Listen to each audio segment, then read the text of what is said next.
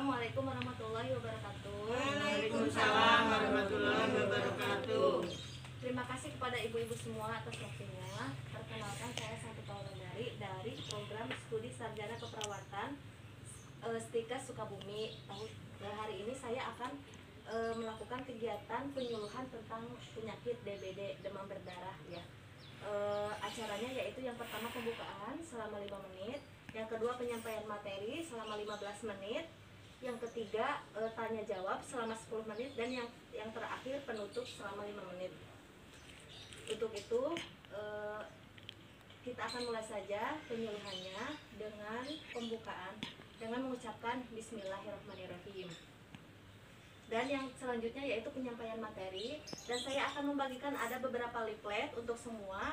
Di sini kan ada materinya, bisa dibaca ya ibu-ibu. Ya.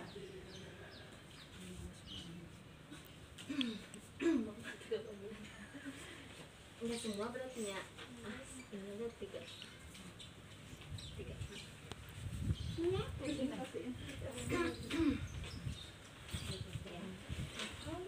Kita mulai bareng-bareng aja ya ibu-ibu. Saya akan menjelaskan dulu dari pengertian demam berdarah. Demam berdarah atau merupakan penyakit yang disebabkan oleh virus dengue yang dapat menyerang pada anak-anak dan dewasa dengan gejala utama yaitu demam, nyeri otot, sendi yang biasanya memburuk setelah 2 hari pertama. Dan penyebabnya yaitu virus dengue dan ditularkan oleh nyamuk Aedes aegypti pada pembuluh darah. Penularannya yaitu dengan gigitan nyamuk Aedes aegypti. Jadi kalau misalkan ada nyamuk yang malam hari itu bukan Aedes aegypti ya ibu-ibu. Jadi ini mah kalau misalkan penularan DBD itu antara pagi-pagi dan petang sore hari ya.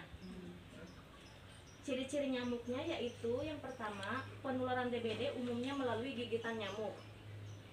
Yang kedua, menggigit pada siang hari dan berkembang biak pada air bersih dan jernih yang tidak mengalir.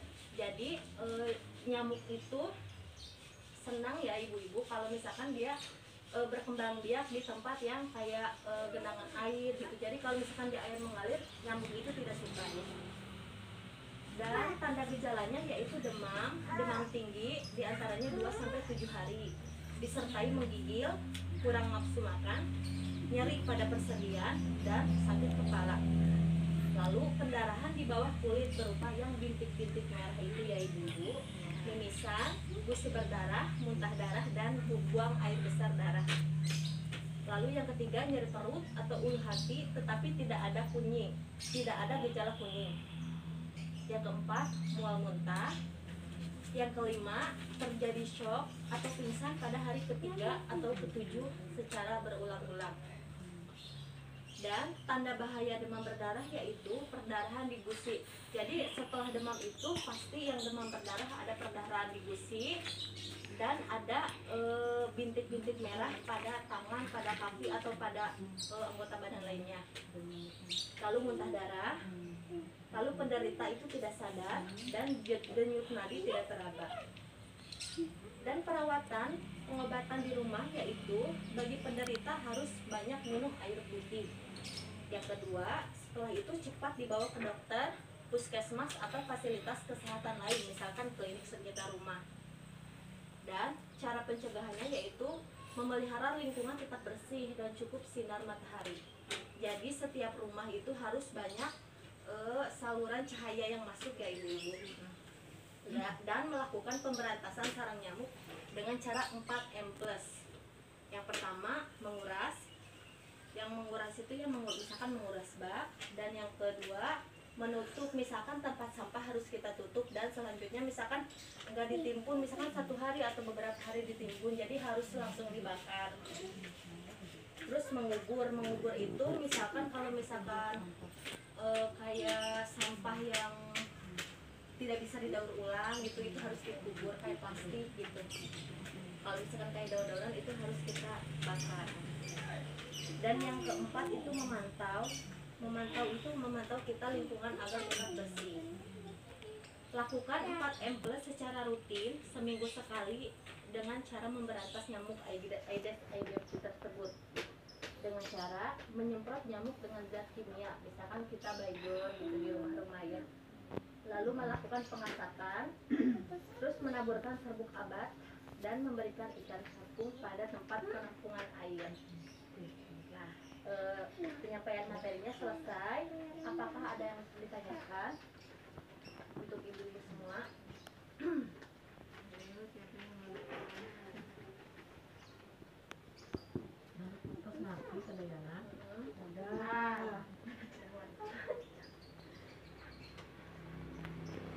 Nah, saya mau nanya, Iya, Mama Ica. untuk bintik merahnya itu kan tanda-tandanya itu kan seperti ada yang apa itu namanya biang keringat. Nah, itu kalau bedanya biar untuk membedakannya biang keringat sama gigitan nyamuk ADT itu gimana gitu? Ya. Selain demam ya di tubuh ya. Mama Ica kan menanyakan perbedaan antara Biang keringat sama bintik tanda-tanda DBD ya. gigitan nyamuknya. Ya. Kalau misalkan bintik-bintik yang merah itu kan adanya 2-7 hari ya karena demam itu. Dan tanda DBD itu kita dengan mengecek. Jadi kalau misalkan demam apa sih biang keringat itu kan emang kayak yang kering gitu ya, Iya. merahnya juga beda. Kalau misalkan dengan DBD itu diketahuinya dengan cara kita dipakai tensian dulu, jadi diperiksanya jadi enggak langsung tiba-tiba ada gitu. Kan bisa dibedakan nih kulitnya itu bisa kita regangkan atau gimana secara kasat mata gitu. Secara kasat matanya kita dilihat dulu kan diregangkan dengan cara diregangkan. Iya. Jadi si merahnya itu kalau misalkan biang keringat mah kayak ada kering gitu. Kalau misalkan yang itu mah kayak ada apa sih? Kayak mengkilat gitu darahnya. Beda kalau yang Merah ya, merahnya itu ya bedanya. Kalau misalkan biang keringat mah enggak ini gitu. Terus lalu kan kalau biang keringat mah kayak kecil-kecil gitu. Iya. Kalau DBD itu dengan cara yaitu kalau kita di fasilitas kesehatan memeriksanya dengan cara seperti itu. Tensi dulu ya untuk suhu tubuh ada badannya ya. Iya, dengan cara Lebamnya ya. ditekan pun dia langsung ada gitu yang merah. Oke, cukup ya. Ada yang mau bertanya lagi? Lain? Oh, tidak ada. Tidak, sudah. Penyampaian materinya selesai dan tadi sesi tanya jawab juga sudah terjawab ya satu pertanyaan dari Mama Icel. Saya akan melakukan penutupnya. Terima kasih kepada ibu-ibu semua atas perhatiannya. Mohon maaf apabila ada salah-salah kata dan penyampaian materi yang tidak sesuai. Wabillahi taufiq wal hidayah. Wassalamualaikum warahmatullahi wabarakatuh.